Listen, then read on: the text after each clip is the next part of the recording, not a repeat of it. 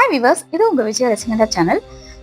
செங்கோட்டையன் அவர்கள் அதிமுகவிலிருந்து எம்எல்ஏ பதவியை ராஜினாமா செஞ்சுட்டு போயிட்டு இருந்த நிலையில இப்போ அவங்க பட்டினப்பாக்கத்துல விஜய் அவர்களை போய் சந்திக்கிறதா ஒரு தகவல் வெளியாயிருக்கு. அது மட்டும் இல்லாம அங்க பேச்சுவார்த்தை நடந்த பிறகே அவங்களோட பதவி எல்லாமே அதிகாரப்பூர்வமா வெளியிடப்படும் அப்படின்னு எதிர்பார்க்கப்படுது. அதுல அவங்களோட பதவி அமைப்பு பொதுச் செயலாளர் பதவியா இருக்கும் அப்படிங்கிற மாதிரி தகவல் வெளியாயிருக்கு.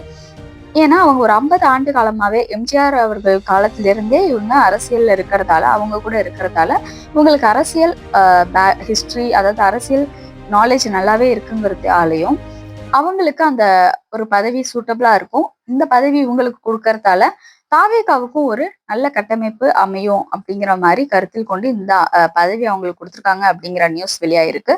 பார்ப்போம்.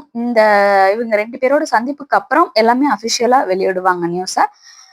எல்லாமே நம்மளோட தாவேகாவுக்கு நல்லதாவே அமையணும் அப்படிங்கிறத மனசுல வச்சுட்டு நான் இந்த வீடியோ முடிக்கிறேன். தேங்க்யூ.